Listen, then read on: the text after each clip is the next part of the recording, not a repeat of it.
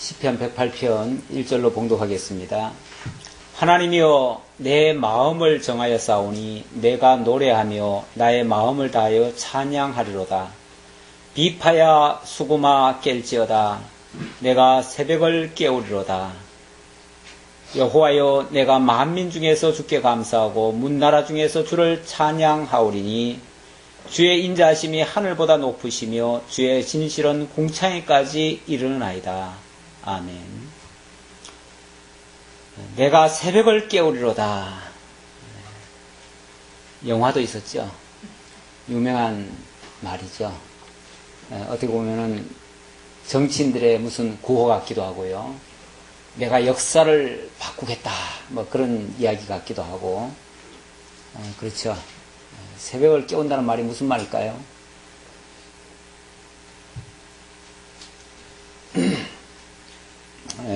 좀 전에 우리 복음송 중에서 내 속에 있는 것들아 다 찬양하라 그랬는데 내 속에 있는 것들이 뭐죠? 내 속에 온 장기들까지도 다 뭐 한다는 거죠?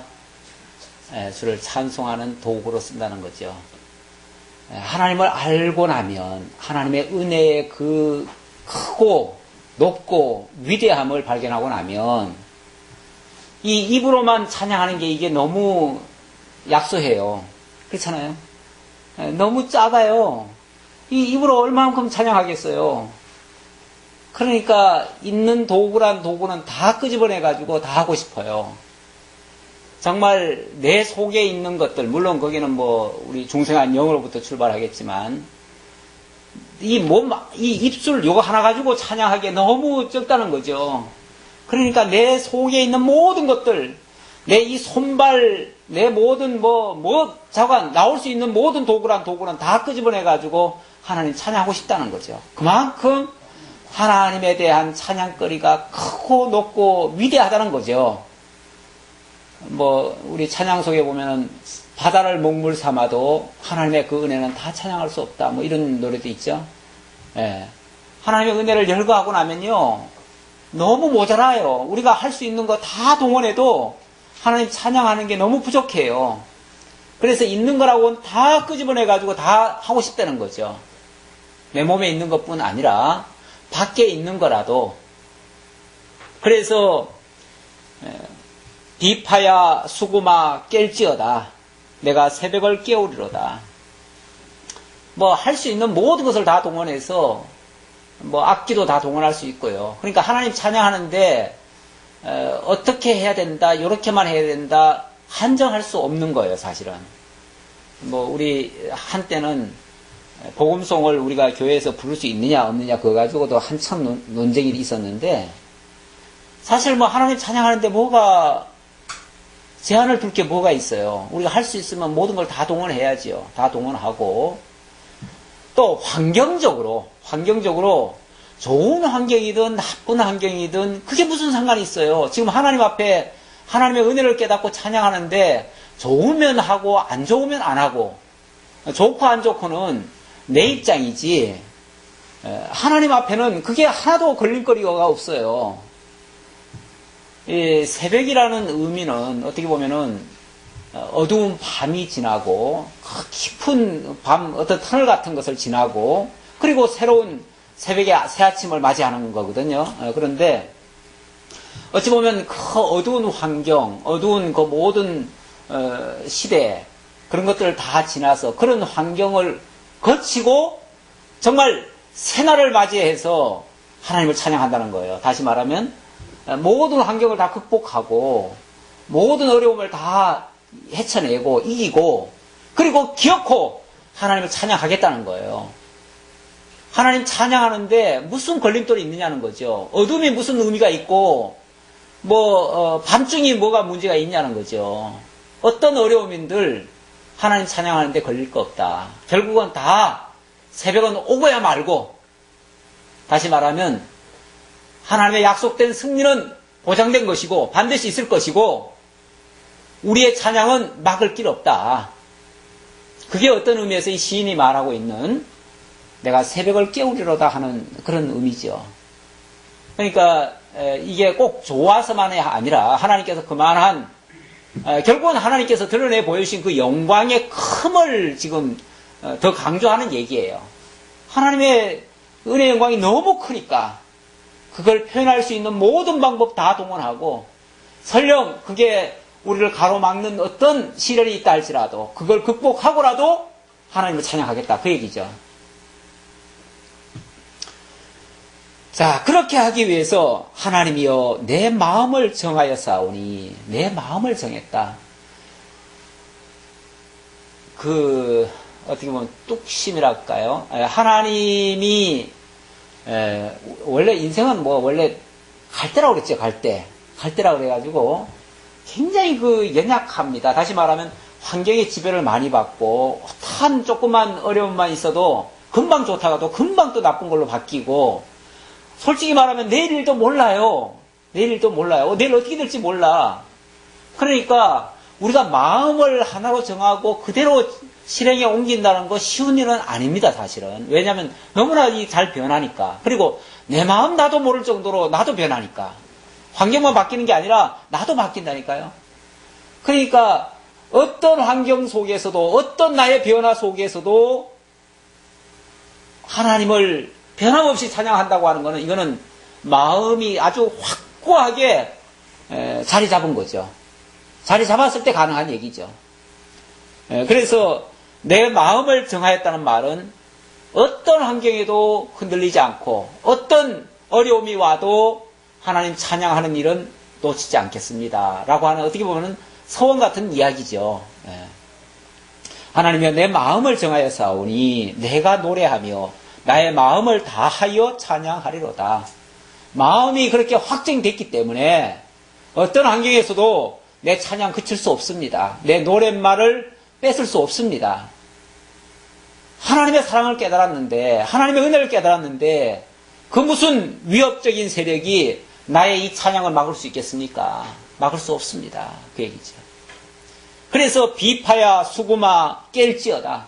왜 가만히 있느냐 그 말이죠. 깬다는 말은 잠자코 내버려 두는 게 아니라 다 동원하는 거죠. 다 일으켜 세우는 거죠. 그래서 모든 것을 다 총동원해가지고 내가 할 수 있는 모든 영역을 다 총동원해가지고 하나님 찬양하는 데에 사용한다는 거죠. 하나님을 진실로 깨닫고 나면 어떤 핑계가 사실은 나를 어떻게 할 수가 없습니다. 나를 변화시킬 수가 없습니다. 핑계거리가 없어지는 거죠. 없어지고 어떤 환경에도 어떤 조건에도 나는 변함없이 하나님에 대한 신뢰, 믿음, 소망 그것을 간직하고 또 내게 주어진 일을 묵묵히 감당해낼 수 있는 그런 하나의 원동력이 되어집니다. 여호와여 그리고 여기 새벽을 깨운다는 이 말은 물론 문자적으로는 이제 그런 의미고 이것도 일종의 이제 뭐라고 할까요? 비유적으로 얘기를 했다고 할까요? 그렇게 이제 설명을 하고 이것이 또 예언적으로는 새벽을 깨운다는 말은 결국은 그 새벽에 그 어둠의 세력이 다 지나가고 어둠의 그 위협적인 역사 속에서도 반드시 약속된 새벽은 온다는 얘기고 그 약속된 새벽의 주인공은 바로 예수 그리스도가 됩니다. 그래서 예수 그리스도가 어둠의 권세에게 붙들려 가지고 죽임을 당하지요. 그리고 제3일 새벽에 부활하시죠. 그래서 사망아 네가 삼킨 게 뭐냐? 율법아 네가 정죄하는 게 뭐냐? 사망인데 그 사망 내가 이겼다. 예수님이 그렇게 선언하시죠. 사망을 내가 이겼다. 새벽을 그리고 깨우신 거 아닙니까? 어둠을 다 무너뜨리신 거 아닙니까? 그리고 승리하실 거. 결국 예수 그리스도가 죽은 지 3일 만에 부활하셔서 모든 어둠의 권세를 깨뜨리시고 영원히 승리하실 것을 약속하신 그런 예언의 말씀이기도 합니다. 자, 그리고 3절입니다. 여호와여 내가 만민 중에서 주께 감사하고 문 나라 중에서 주를 찬양하오리니 주의 인자하심이 하늘보다 높으시며 주의 진실은 궁창에까지 이르나이다. 하나님께서 예고대로 이루어주시면 하나님을 높이고 찬양하겠다는 어떤 서원의 내용인데요. 만민 중에서 주께 감사하고 문나라 중에서 주를 찬양한다. 그 말은 만민에게 지금 시달리고 있고 문나라에게 지금 어찌 보면 어려움을 당하고 있는데 그 중에서 하나님이 당신의 역사를 보이셔서 찬양하게 하신다는 그런 이야기예요. 그러니까 원수가 크고 많고 핍박 세력이 많으면요, 그만큼 그 중에서 찬양거리도 더 많아지는 겁니다. 우리 시편 23편에 보면 다윗이 기도할 때 그런 내용을 하죠. 하나님께서 나를 그 어떤 사망의 음침한 골짜기를 지나게 하시고 그리고 원수의 목전에서 내게 상을 베푸신다 이렇게 하죠. 그 어둠의 터널을 지나서 마침내 딱 도달해 보니까 하나님께서 베풀어 주신 상이 있는 거예요. 물론 거기에 상은 이런 상이 아니고 밥상이죠. 밥상. 딱 가보니까 먹을 게 있더라는 거죠. 잔치상이 벌려져 있더라는 거죠. 그러니까 이게 승리의 영광을 얘기하는 거죠. 하나님께서 그 어둠을 거쳐서 원수의 목전에서 이게 중요합니다. 원수의 목전에서 상을 베풀어야 극대화가 되는 거예요. 극대화가. 하나님의 그 능력의 영광, 은혜의 영광이 아주 극대화가 되는 거예요. 우리가 좋을 때에 좋게만 해주시면요, 당연한 거죠. 당연히 여기죠. 그거는 뭐 하나님의 역사라고 볼 것도 없고 감사로 느끼지도 않고 그냥 뭐 어떻게 보면 자연스러운 것처럼 얘기하고 넘어가요. 그런데 원수에 의해서 압박을 당하고 도저히 출구가 없고 사방이 다 에워싸이고 완전히 죽었다. 원수가 이렇게 지금 있는데 어떻게 내가 사느냐. 난 죽었다. 꼼짝 못하고 있는데 세상에 그 원수들이 지켜보는 앞에 거기다 상을 펴놓고 나에게 잔치를 벌려주고 있어요. 내가 승리했다는 거죠. 그 원수를. 얼마나 감격스럽겠어요. 얼마나. 그러니까 만민 중에서 감사하고 문나라 중에서 찬양하고 어찌 보면 자기 홀로 외롭게 다 죽었다고 생각했는데 오히려 그들 가운데서 자신을 건져주신 하나님, 그 하나님을 깨닫고 그 인자하심이 하늘보다 높으시며 거기서 이제 그걸 진실하게 깨닫는 거예요. 야, 이런 가운데서도 나를 지켜주시는 하나님, 그 하나님의 인자하심이 정말 하늘보다 더 높은 인자시다 깨닫고 주의 진실은 궁창에까지 이르나이다. 그게 하나님 당신의 언약하신 대로 이루시는 그러한 역사니까 거기서 하나님의 진실이 깨달아진다는 거죠. 하나님이여, 주는 하늘 위에 높이 들리시며 주의 영광이 온 땅에서 높임 받으시기를 원하나이다. 이렇게 하시는 하나님의 역사가 우리가 어떤 위험에 처했을 때 그때 비로소 작동을 해가지고 하나님의 역사를 하는 게 아니고요. 사실은 하나님의 영원한 계획 속에서부터 우리를 구원하실 작정을 하시고 그런 환경 속에서 우리를 건져내셨어요.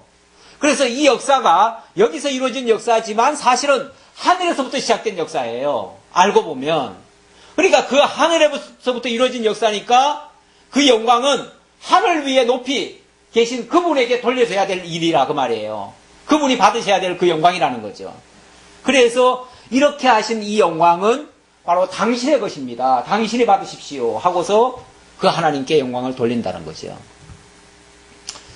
그러니까 그 영광을 지금 이 땅에 보였으니까 이 땅의 사람들은 하나님의 그 위대하심에 대해서 다 또 찬양할 수밖에 없다는 거예요.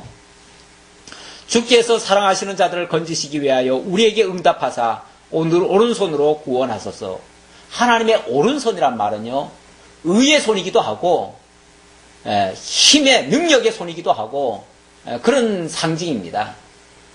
꼭 뭐 오른손만 정의롭다는 얘기가 아니라 원래 그 어원에서 보면은요, 정이라는 말도 오른이라는 뜻에서 나온 거예요.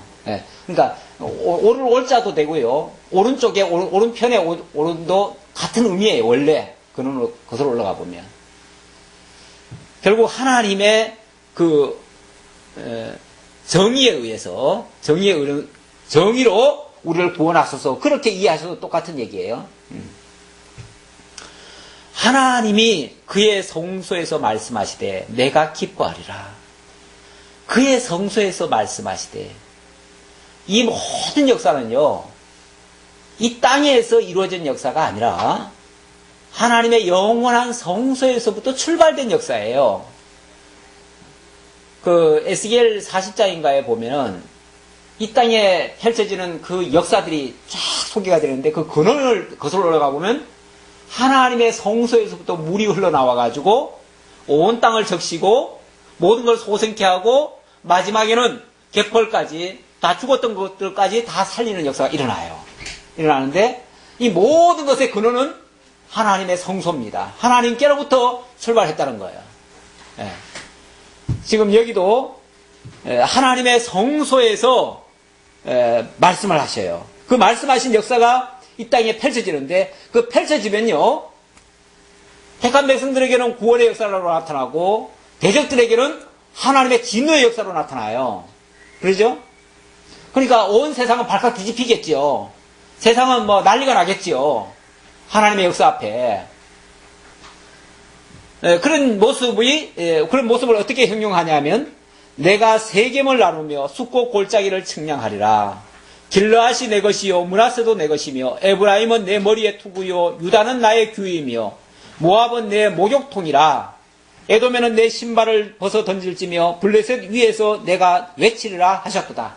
지금 여기 열거하는 것들이 이스라엘이라고 하는 나라를 중심으로 해서 그 주변 나라들을 얘기하는 거거든요. 그러니까 이스라엘, 특히 그 중에서도 유다는 나의 규이며 이런 말도 했는데, 에브라임은 나의 머리에 투구고 므낫세는 내 것이고 길르앗은 또 내 것이고, 이건 다 이스라엘입니다. 쉽게 말하면 이스라엘 언약 자손을 하나님께서 거기 왕도 세우시고 제사장도 세우시고 또 뭐 나라를 다스리게도 하시고 이렇게 하시고, 주변 나라들은요, 그들을 대적하는 나라들이에요. 대적하는 나라들은 그들을 핍박하고 괴롭히고 죽이고 이렇게 하는데, 결과는 어떻게 되는가? 하나님이 그 대적들을 나누시기도 하고 쫓아내시기도 하고 뭐 죽이시기도 하고 거기서 내 백성들을 건져내시기도 하고 이렇게 하신다는 거예요. 그러니까 그런 거는 어떤 면에서 하나님 편에서 봤을 때는 하나님의 놀잇감에 불과하다. 한마디로 말하면. 지금 여기 뭐라고 그랬습니까? 9절에 보니까 모압은 내 목욕통이라. 에돔에는 내 신발을 벗어 던질지며 블레셋 위에서는 내가 외치리라. 하나님이 당신 역사 보이시기 위해서 목욕탕처럼 쓰기도 하고, 또 신발 벗어 던지어서 부정한 거 뭐 깨끗하게 하는 일도 하고, 블레셋 위에서 내가 외친다고 그랬으니까, 외친다는 말은 승리의 깃발을 날리고 내가 여기서 그냥 선언한다는 거죠. 너희들은 내가 다 다스렸다. 너희들 다 죽인다. 내가 뭐 하나님이 자고하고 당신 정하신 대로 그렇게 역사를 하신다는 거예요. 이런 역사를 보이시면서 하나님의 살아계심을 증거하고 하나님의 능력의 위대하심을 만들어내시는 거예요. 그래 놓고 10절에 보니까, 그러니까 이 세상에 있는 이 원수들, 악한 자들, 이거 하나님의 능력이 모자라서 내버려두는 게 아니고요. 당신 영광 보이시려고, 그렇게 할 때 영광이 나타나잖아요. 하나님 역사가 나타나잖아요. 그러니까 하나님의 당신 영광 보이시려고 그들을 존재하게 하고 당신 영광의 계시 도구로 사용하고 있다. 그렇게 이해하시면 됩니다. 10절입니다. 누가 나를 이끌어 견고한 성으로 인도해 드리며 누가 나를 에돔으로 인도할꼬. 인간들의 생각으로는요, 이런 어려움 속에서 누가 나를 건져낼 수 있겠느냐, 회의적일 수 있죠.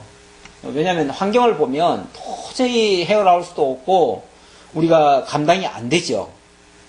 그러나 11절 보니까 하나님이여 주께서 우리를 버리지 아니하셨나이까. 하나님이여 주께서 우리를 군대들과 함께 나아가지 아니하시나이다.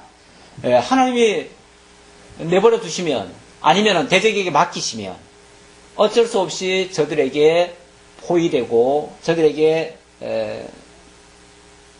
그들의 말발굽 아래에 짓밟히게 되고 그렇게 되겠죠. 되는데 또 하나님께서 건지시면 달라지죠. 상황이 역전이 되어지고 오히려 하나님의 영광이 크게 드높이 드러나게 됩니다. 12절 우리를 도와 대적을 치게 하소서. 사람의 구원은 헛됨이니이다. 우리가 하나님을 의지하고 용감히 행하리니 그는 우리의 대적들을 밟으실 자이심이로다. 그런 환경 속에다 집어넣어놓고 하나님의 백성들로 하여금 기도하게 하시고 하나님만이 진정한 참된 구원자임을 고백하게 만들고 그리고 용감하게 행해서 결국은 대적을 밟으시는 그러한 역사를 하나님이 도출해 내실 겁니다. 그게 우리들의 믿음이고 우리들의 소망입니다. 그걸 깨닫는 사람들은 하나님을 찬양하지 않을 수가 없습니다. 하나님 결국 찬양하게 하시려고 그런 환경 속에 주셨다가 이끌어내시는 그런 역사를 하시고 대적들은 원수를 갚으시는 그런 역사를 하십니다. 결국 이 모든 것은 하나님의 영광을 보이시고 자기 백성들로 하여금 찬양케 하시려는 그러한 역사다라고 말씀드릴 수 있습니다. 자, 109편으로 넘어가면요. 대적을 진멸하시고 의인을 선대하신 인자를 찬양하는 내용인데요. 나의 찬송하는 하나님이여 잠잠하지 마옵소서. 하나님은 마땅히 나로부터 찬송을 받으실 분이신데 찬송을 받으실 분이 가만히 계시면 어떻게 돼요? 찬양하고 싶어도 찬양을 못 하잖아요. 그렇죠? 그러니까 하나님, 찬양을 받으실 하나님께서 나를 구원해 주셔서 그래야 내가 찬양을 할 거 아닙니까? 이런 이제 뉘앙스죠. 예. 자, 왜 잠잠하다고 표현을 했냐 하면 2절에 보니까 대저 저희가 악한 입과 개사한 입을 열어 나를 치며 거짓된 혀로 내게 말하며 또 미워하는 말로 나를 두르고 무고히 나를 공격하였나이다. 이런데도 가만히 있는 것 같으니까. 그러니까 사실 우리가 사노라면요. 참 억울한 일을 당할 때도 있고요. 항변을 해봤자 먹혀 들어가지도 않고요. 아무도 알아주는 사람도 없고요. 내 그 억울함을 풀어주거나 들어주거나 할 사람이 없는 거예요. 얼마나 답답하겠어요. 그럴 때 하나님 왜 잠잠하십니까? 이 소리가 나오지요. 예. 하나님 찬송 받으실 하나님이신데 왜 가만히 계십니까? 하나님 어떤 역사를 하셔야 내가 영광을 깨닫고 하나님 찬양할 거 아닙니까? 이런 기도죠. 예. 나는 사랑하나 저희는 도리어 나를 대적하니 나는 기도할 뿐이라. 하나님은 물론 하나님의 백성이니까 당연히 하나님 사랑할 테고요. 뿐만 아니라 그 원수들도 원수시하지 않거든요. 그렇잖아요. 원수시하지 않고 어찌 보면 하나님 믿는 자로서 나는 화평을 원하고 정말 다 화목하게 살기를 원하는데 이상하게 나를 괴롭히는 사람은 내가 아무런 잘못이 없음에도 불구하고 괜히 미워해요. 괜히 죽일 놈 잡듯이 해요. 괜히 함정을 파놓고 올무 속에다가 밀어넣으려고 해요. 무슨 말만 한마디 하면 그 말 가지고 꼬투리 잡아가지고 완전히 사람을 죽여놔요. 예. 참 이럴 때 난감하잖아요. 그렇죠? 난감해요. 어떻게 해야 될지 모르겠어요. 어떻게 하면 또 될까요? 수단을 쓰면, 방법을 쓰면 이게 꼬여 들어가요. 희한합니다. 희한해요. 그 위기를 모면하기 위해서 거기에 막 변명을 한다든지 아니면은 어쩔 수 없이 내가 이건 거짓말로라도 이걸 위기를 모면하려고 예를 들어서 어떤 방법을 썼다. 그러면요. 그게 이제 함정이 됩니다. 그 전까지는 그게 죄가 아니에요. 그런데 그게 이제 함정이 돼가지고 그것 때문에 나중에 보면 꼬투리가 잡혀가지고 그것 때문에 이제 또 어려움을 또 당해요. 그러니까 우리는 솔직히 말하면 무슨 문제가 있으면요. 대책이 없어요. 대책을 세우면 대책이 문제가 돼요. 또 새로운 문제가 돼요. 원래 거짓말이라는 것도 그렇잖아요. 한번 거짓말을 했는데 그거를 회피하려고 거짓말을 하면은 또 거짓말을 또 낳게 되고 나중에 가면은 걷잡지 못하는 진짜 거짓말쟁이가 되어버리는 거죠. 처음에는 아닌데. 네. 변명도 마찬가지고 뭐도 마찬가지예요. 그러니까 그럴 때는요. 무슨 수를 쓰는 게 아니에요. 수가 없어요. 수를 없어요. 오히려 그때는 하나님께서 나를 어떻게 보면 어둠 속에다 밀어넣은 꼴이에요. 그럼 어떻게 해야 돼요? 예. 4절에 보니까 나는 사랑하나 저희는 도리어 나를 대적하니 나는 뭐 할 뿐이라? 기도할 뿐이라. 어떤 방법을 쓸 수가 없어요. 그냥 하나님, 우리 아사의 기도인가요? 누구 기도인가요? 하나님 아시죠? 하나님 아시지 않습니까? 그 말밖에 할 게 없어요.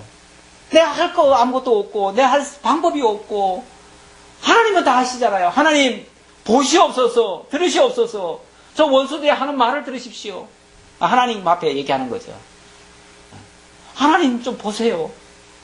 내가 무슨 말한들 통하겠습니까? 내가 무슨 방법을 쓴들 이게 해결이 되겠습니까? 하나님이 보시고 하나님이 어떻게 하십시오? 그냥 기도할 뿐이라.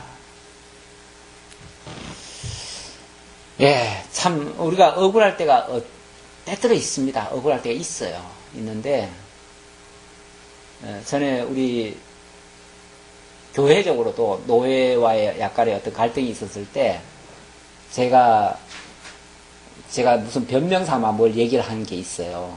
있는데 나중에 보니까 그게 꼬투리를 또 잡더라고. 그 말이. 그래가지고 이전에 있었던 거는 아무 문제가 아니에요. 문제가 아닌데 그것이 빌미가 돼가지고 그걸 꼬투리를 해가지고 결국에는 불이익을 주고 그렇게 하더라고요. 그때도 이제 그런 걸 많이 느끼긴 느꼈죠. 아, 이게 뭘 할 게 아니었는데 가만히 있어야 되는데 그냥 가만히 있는 게 상책인데 뭘 하니까 오히려 문제가 됐다라는 것을 느꼈습니다. 가만히 있으면 하나님의 역사를 보는 거죠. 사실은 모세가 이스라엘 백성들을 애굽에서 인도해 냈을 때 갑자기 홍해가 앞에 딱 닥쳤잖아요. 홍해가 닥치고 양쪽 옆에는 하나님 또 하필이면 좋은 길로 가는데 갑자기 돌쳐가지고는 요리 가라 그래요. 그래가지고 빅돌과 비아이로 사이로 싹 갔더니 앞에 보니까 홍해가 딱 나타나는 거예요. 근데 양쪽은 지금 쉽게 말하면 산이 있잖아요. 산이 있으니까 산 사이길로 가고 있는 중인데 갑자기 홍해가 딱 나타나니까 꼼짝없이 이제 뒤로 돌아가야 되잖아요. 근데 돌아가려고 보니까 애굽 병사들이 쫓아오고 있어요. 이거는 완전히 이게 사면 초가지요. 사면 초가. 혼에 몰렸지요. 이제 열린 곳이라고 저 하늘밖에 없어요. 하늘밖에 없어가지고 하나님 어떻게 된 겁니까? 그러니까 막 백성들은 막 원망이 터져 나왔어요. 우리를 다 죽이려고 그냥 요 함정에다가 지금 집어넣느냐. 우리가 그냥 왜 여기까지 끌고 왔느냐. 그러면서 막 지도자를 지도자 욕을 하고 난리가 났지요. 거기서도 어떻게 할 방법이 없어요. 하나님 어떻게 할까요? 뒤로 돌아갈 수도 없고 앞으로 갈 수도 없고 옆으로 갈 수도 없고 꼼짝 못하는데 어떻게 할까요? 그랬더니 이게 뭐가 있느냐. 지팡이 하나 있는데요. 지팡이 들어다가 바다를 향해라. 그래서 바다를 딱 향했더니 이게 놀라운 역사가 일어났잖아요. 갑자기 바닷물이 쫙 갈라져 버리잖아요. 그리고는 백성들이 다 지나갔잖아요. 지나가고 나서는 다시 바다를 향해서 지팡이 이렇게 내밀으라. 그래 내밀었더니 뒤쫓아오는 애국 병사들을 그냥 물에 다 빠뜨려 죽여버리잖아요. 하나님의 놀라운 역사가 일어나 버렸잖아요. 그러면서 하나님은 그러셨어요. 그때 가만히 있어서 하나님이 어떻게 하시는지 보라. 그 말을 했죠. 하나님이 어떻게 하시는지 보라. 그러니까 그게 하나님의 영광을 보여줄 기회라는 거예요. 우리를 사면 초가에 빠뜨리시면 하나님의 역사를 보여줄 기회가 왔구나. 신기하게 바라보시며 기다리셔야 돼요. 그러면 하나님의 역사가 나타날 수 있어요. 그러니까 그럴 때 우리가 참 초연해야 되는데 웃어야 되는데 하나님 야, 이 참 재밌는 일이 있겠구나. 하나님의 역사를 보겠구나. 하나님 참 감사합니다. 내게 이런 역사를 보여주시다니요. 그러면서 사실은 우리가 기다리면 참 좋은데 그러니까 상대방에게도 나를 막 욕하는 원수들에게 웃어야 돼요. 사실은 웃어야 그 상대방이 기가 죽죠.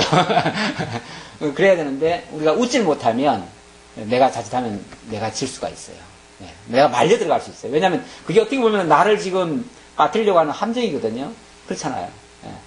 나를 지금 위협 주고 겁주는 거 아니에요. 겁주는데 내가 자칫하면은 내가 말려 들어가요. 말려 들어가는데 그럴 때 빙긋이 웃으면서 그렇게 이제 아주 조연하게 얘기를 해버리면 상대방이 기가 죽지요. 우리가 하나님의 역사를 볼 수 있는 그런 기회가 종종 올 겁니다. 우리 사람하면 뭐 별의별 다 당하지요. 별의별 당하는데 자관 답답한 거는 억울한 소리 들을 때가 제일 답답해요. 그보다 더 답답한 일은 없어요. 우리가 죄 짓고 당하는 건 아무것도 아니에요, 그거는요, 한편으로는요, 시원해요. 왜? 죗값 치르니까. 한편으로는 시원해요. 당할 때는 아프긴 하지만 시원해요. 그런데 억울한 소리 들으면 이건 정말 죽고 싶은 얘기예요. 그런데 그거를 하나님의 역사 볼 기회라고 생각하면 또 이거 역시 또 즐겁지요, 사실은. 네. 그렇게 우리가 그런 지혜가 있는 것이 좋겠습니다. 자, 5절입니다. 저희가 악으로 나의 선을 갚으며 미워함으로 나의 사랑을 갚았사오니. 우리가 뭐 잘못해가지고 그들이 악하게 나오는 게 아니에요. 우리가 선으로 대했지만 저들은 악으로 나와요. 그러니까 억울하죠, 사실은. 그러니까 잘했는데 욕먹으니까. 잘했는데 욕먹으면 얼마나 억울해요. 근데 왜 교회에서도 그런 일이 있잖아요. 선을 행하다가 낙심할 때가 있잖아요. 억울한 소리 들으면 얼마나 낙심이 되겠어요. 그냥 열심히 하려고 했는데 뭐가 자꾸 브레이크 걸리고 그러면 얼마나 속상하겠어요. 그러니까 이제 성경에서 그러죠. 선을 행하다가 낙심하지 말지니 그러죠. 낙심하지 말지니. 왜냐하면 선을 행했으면 하나님께서 그 선의 열매를 맺게 하시려고 난관을 한번 주시는 거죠. 주시는데 그런 걸 우리가 모르면은 낙심을 또 하게 돼요.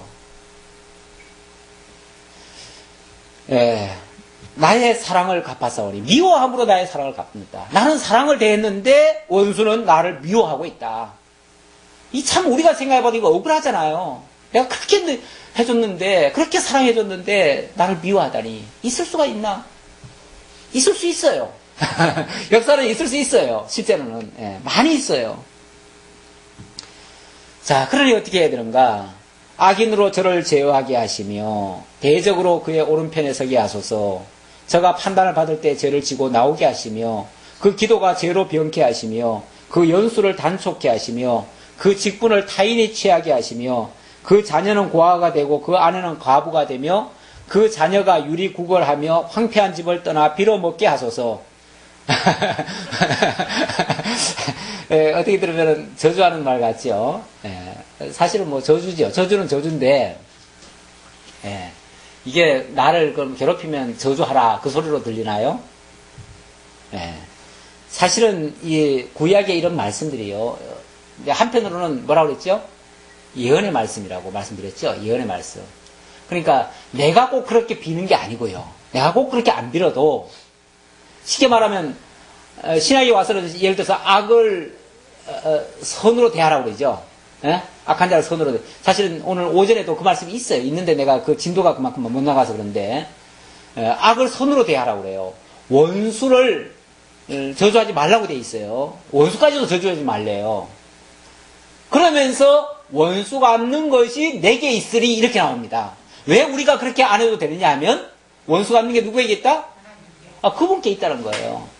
너는 이 호소를 하면 이 억울한 걸 하나님 앞에 그대로 아뢰면 내가 원수 갚아주겠다 그 얘기예요.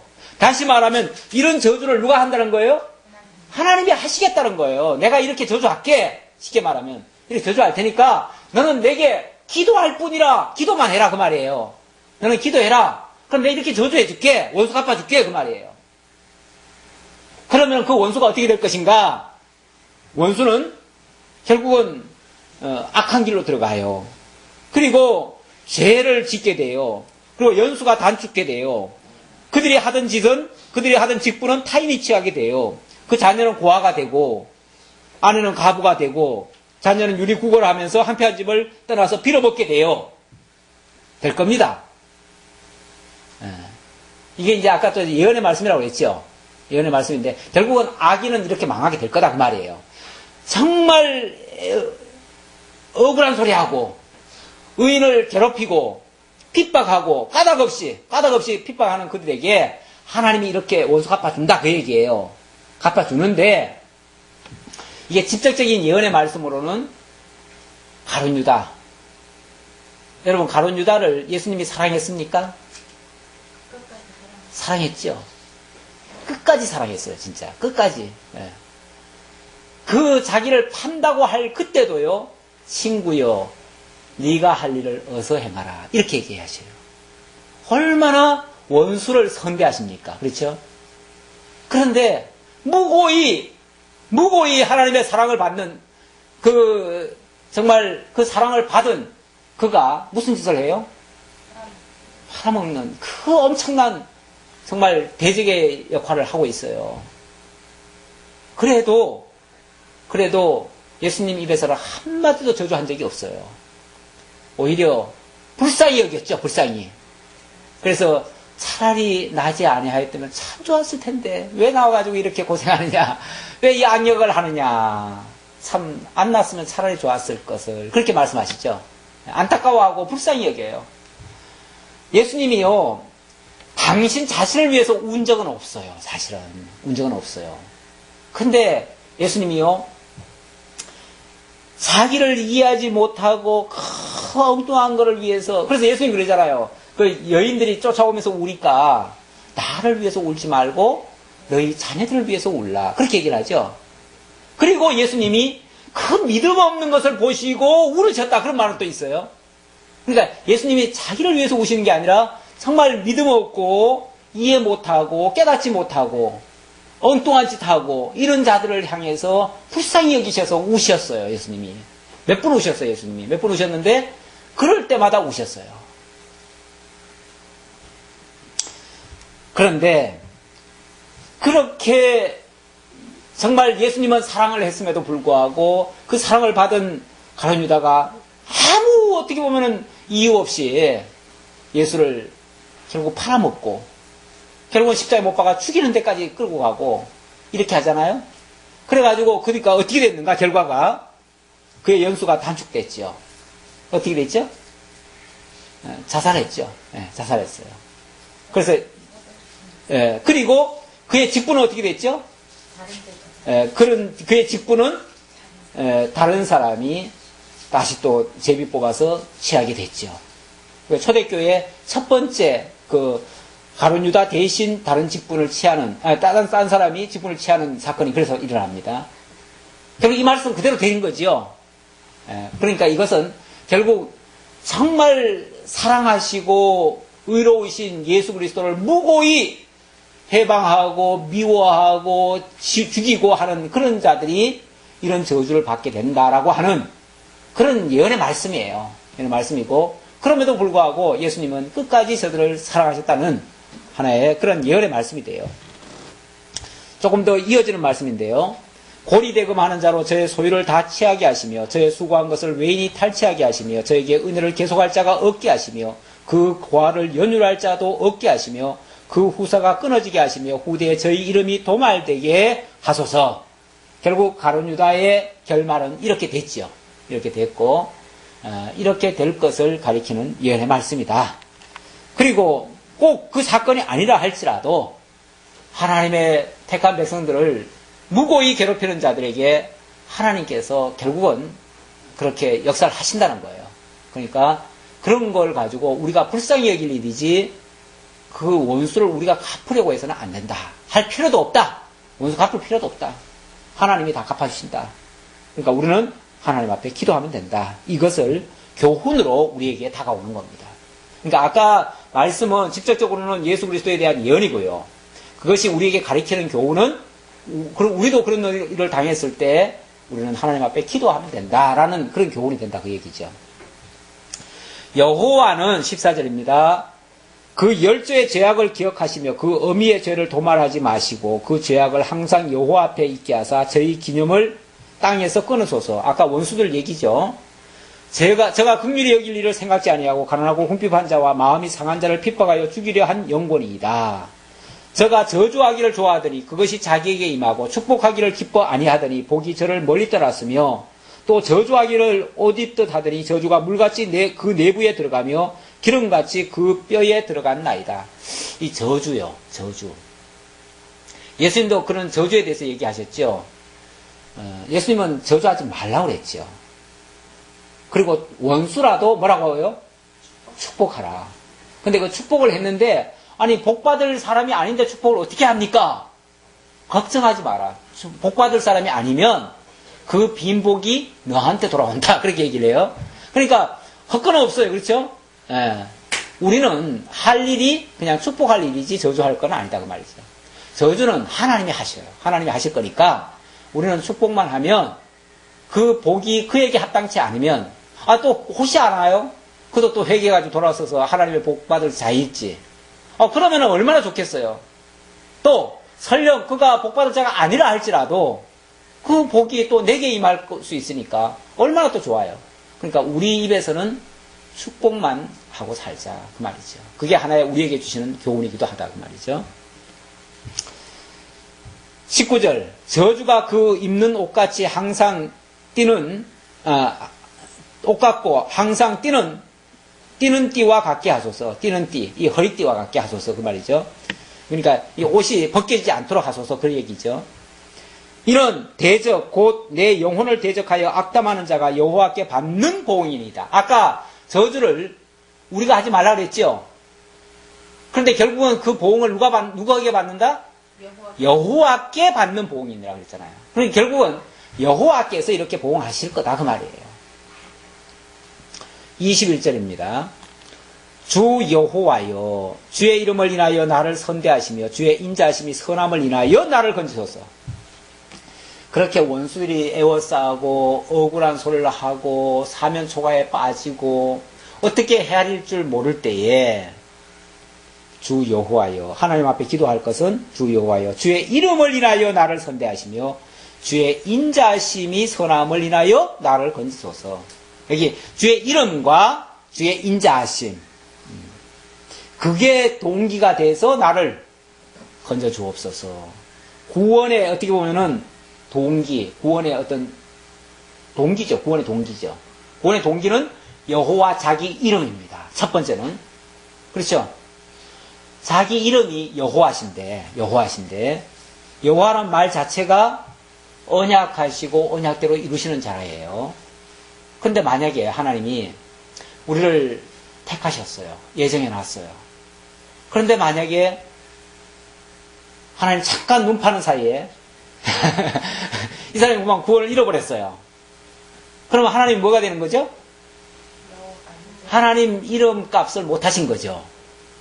하나님 이름 여호와라고 하는 그 이름을 대로 하셔야 되는데 그 이름대로 하려고 했는데 그만 잠깐 눈 감는 사이에 그만 일이 어그러져 버렸어요.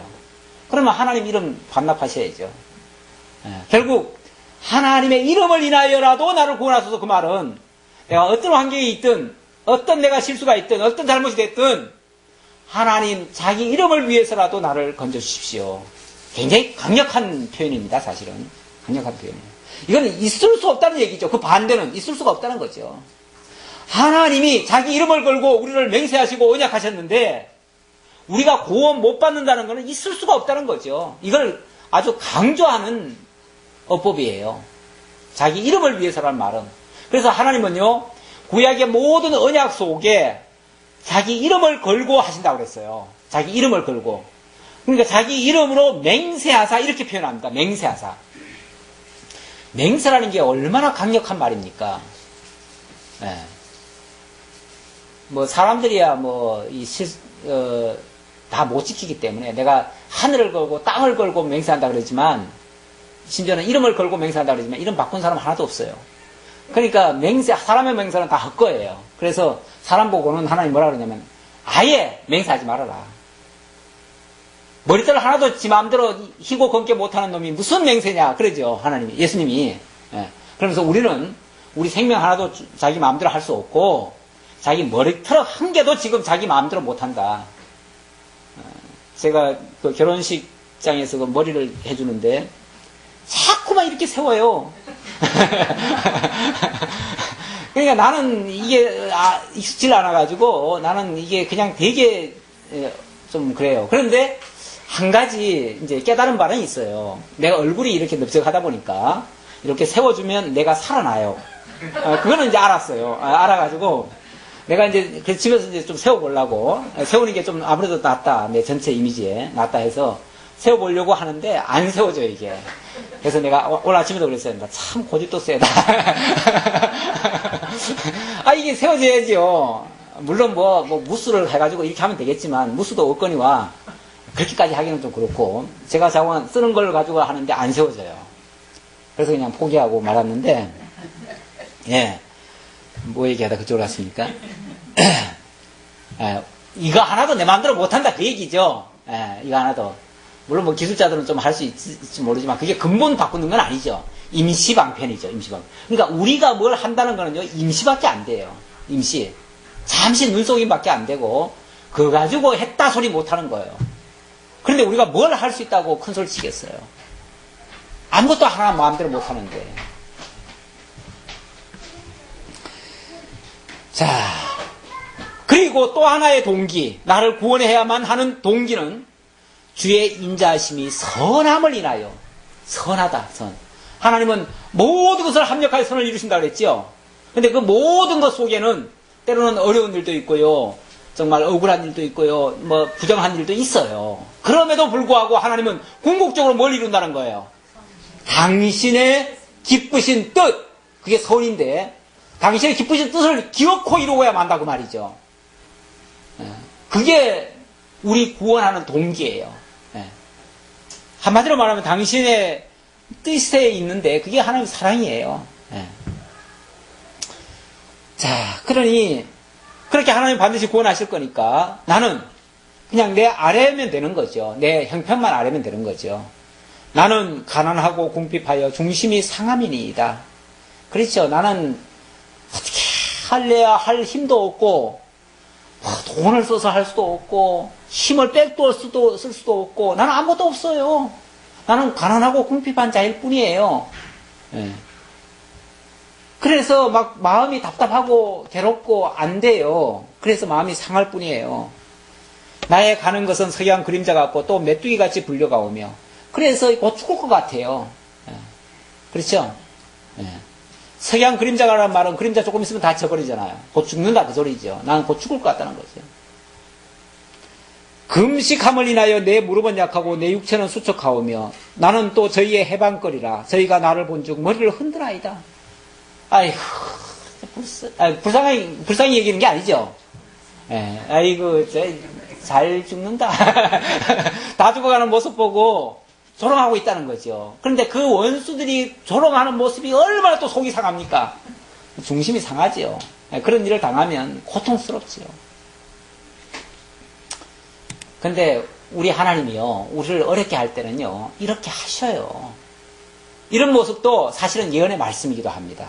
예언의 말씀. 예수님이 십자가상에 매달리실 때, 큰 원수들이, 예수님은 진짜 잘못한 게 하나도 없지만, 오죽하면 그 재판관조차도 뭐라고 그랬어요? 빌라도가, 재판관이, 아무리 찾아봐도 이 사람에게서 죄를 찾지 못하겠노라. 이 사람은 무죄하다. 그럼에도 불구하고 죽이라고 막 아우성을 치니까, 그래, 나는 이 사람의 죽음에 대해서 나는 무죄하다. 그러면서 자기는 손을 씻어버리죠. 이 책임은 너희들이 다 져라. 그러니까 얘 우리가 지겠나이다. 그랬죠. 그래가지고 그 이스라엘 백성들이 그 죄값으로 2000년간 쫓겨나는 그 정말 비참함을 당했지요. 사실은 실제로 내면적으로 보면 그런 거예요. 역사적으로 보면 뭐 무슨 사건 때문에 그랬다고 하지만 결국 내면적으로 보면은 그런 죄값을 받은 거예요, 사실은. 그런데 그렇게 무죄한 자를 십자가에 올려놓고는 올리기 전부터 벌써 어떻게 했습니까? 막 채찍을 치고 가시 면류관 씌워놓고 피가 철철 흐르도록 그렇게 막 얼마나 인간적으로 연약하게 만들어놔가지고 그냥 쓰러지고 또 쓰러지는 걸 막 채찍질해가지고 또 일으켜 세우고 나중에는 도저히 정말 쓰러져가지고 못 일어나니까 구레네 시몬을 갖다가 강제로 끌어다가 대신 지우고 그리고는 기어코 십자가에다 못 박아서 올려놓잖아요. 올려놓고 어떻게 합니까? 네 아버지가 하나님이냐? 그러면 하나님 보고 오라 그래가지고 너 구원해달라고 그래. 조롱하고 있죠. 별별 소리를 다 하지요. 별별 소리를. 네가 그리스도냐? 그리스도면 바로 한번 역사해봐라. 그럼 믿겠노라. 별별 소리를 다 합니다. 그렇게까지 해방거리라. 나는 또 저희의 해방거리라. 저희가 나를 본즉 머리를 흔드나이다. 아이고 이러고 있죠. 밑에서 머리를 흔들면서. 그리고는 그의 그 발가 벗겨진 그 옷들은 제비뽑기 놀이하고 막 비웃는 거죠. 조롱하는 거죠. 이렇게 될 것을 예언한 말씀이다 그 말이에요. 이것도. 자, 그리고 여호와 나의 하나님이요. 이런 일을 당하면서도 하나님 앞에 할 거는 뭐밖에 없어요? 기도밖에 없어요. 그래서 여호와 나의 하나님이여 나를 도우시며 주의 인자심을 쫓아 나를 구원하소서. 이것이 주의 손인 줄을 저희로 알게 하소서. 여호와께서 이를 행하셨나이다. 저희는 저주하여도 주는 내게 복을 주소서. 저희는 일어날 때 수치를 당할지라도 주의 종은 즐거워하리이다. 자, 막 반전이 되는 역사죠. 다시 말하면 그렇게 조롱을 받고 그렇게 엄청난 시련을 당했는데도 그 원수들은 오히려 뭐하고? 저주하고, 하나님께서 저주하고 내게는 복을 주소서. 다시 말하면 저들이 지금은 막 비웃고 조롱하고 머리를 흔들고 별짓 다 하지만 그들은 저주를 받고, 그리고 그렇게 당한 당사자는 복을 받고 이렇게 될 것을 예언한 말씀입니다. 저희는 일어날 때 수치를 당할지라도 주의 종은 즐거워하리이다. 예수님이 결국은 3일 만에 부활하심으로 모든 원수들이, 비웃던 원수들이 다 무릎을 꿇게 되고 하나님의 저주 아래 들어가게 되는 그런 비참함에 빠지게 되는 거죠. 그래서 주의 종은 즐거워하리이다. 결국 그 최종 승자는 예수 그리스도가 되는 것이고, 그리스도 안에 있는 하나님의 자녀들이 또한 최종 승자가 될 것이다. 나의 대적으로 욕을 옷 입듯 하게 하시며 자기 수치를 겉옷같이 입게 하소서. 내가 입으로 여호와께 크게 감사하며 무리 중에서 찬송하리니, 내가 입으로 여호와께 크게 감사하며 무리 중에서 찬송하리니, 이런 결말을 보게 하심으로 하나님을 기억하고 찬송하게 만드신다는 거예요. 저가 궁핍한 자의 우편에 서사 그 영혼을 판단하려 하는 자에게 구원하실 것이미로다. 결국 이렇게 비참함을 당했던 분이 오히려 승리하시고 하나님 보좌 우편에 앉으시고 그 영광의 주인공이 될 것을 가리키는 예언의 말씀입니다. 우리는 그러한 역사가, 우리는 뭐 예수님처럼 그런 어마어마한 역사는 사실은 당해보지도 못했고 당할 수도 없습니다. 그런 건 없어요. 어떻게 보면은 그런 것의 작은 모형 같은 그런 사건을 우리가 이제 현실 속에서 좀 당해보죠. 당해보는데 이런 말씀이 이제 우리에게 교훈이 되는 거죠. 교훈이 돼서 우리도 이런 사건을 만났을 때, 그래, 주님께서 이런 고통도 당했어. 당신은 죄가 없음에도 불구하고 우리 죄 때문에 이런 고통까지 다 당했어. 내가 못 참을 게 뭐야. 그리고는 나도 하나님께 기도해야지. 하나님, 원수들이 이렇게 하고 있습니다. 이 모든 거 다 하나님께 맡깁니다. 죽이든 살리든 하나님, 당신 이름을 위해서, 궁극적으로 당신 선을 위해서 역사하시옵소서. 하나님, 당신이 이루시오. 당신이 그리고 영광을 받으시옵소서. 나는 내 입술 다해서, 내 남은 힘 다해가지고 하나님만을 찬양하겠나이다. 이 고백하는 거죠. 이 고백하고 나는 하나님 앞에 잠잠하는 거죠. 그리고 하나님의 역사를 바라보는 거죠. 그게 오늘 우리들의 신앙에 주시는 교훈이 되겠습니다. 기도하겠습니다. 하나님 감사합니다. 우리를 사랑하시는 하나님의 역사가 얼마나 크고 놀라운지 모릅니다. 하나님이 살아서 자기 백성들과 함께 동행하고 있다는 사실을 역사 속에서도 보여주십니다. 그 역사가 때때로 택한 백성들을 공고함에 빠뜨리시고 어려움을 주시고, 이것도 다 하나님의 여호와의 손길의 역사라고 말씀하셨습니다. 아버지 하나님, 그 어떤 일도 하나님의 허락 없이 되는 일이 없음을 깨닫고 그런 일을 만났을 때에 하나님 앞에 고하며 하나님께 맡기며 하나님의 은혜를 구하며 하나님 찬양하기만을 기도할 수 있는 우리 모두가 되게 하옵소서. 그래서 모든 일에 승리하고 하나님께 영광을 돌리는 성숙된 신앙인들, 지혜로운 믿음의 성도들 다 될 수 있도록 함께해 주시기 간절히 바라옵고 예수님의 이름으로 기도하옵나이다. 아멘.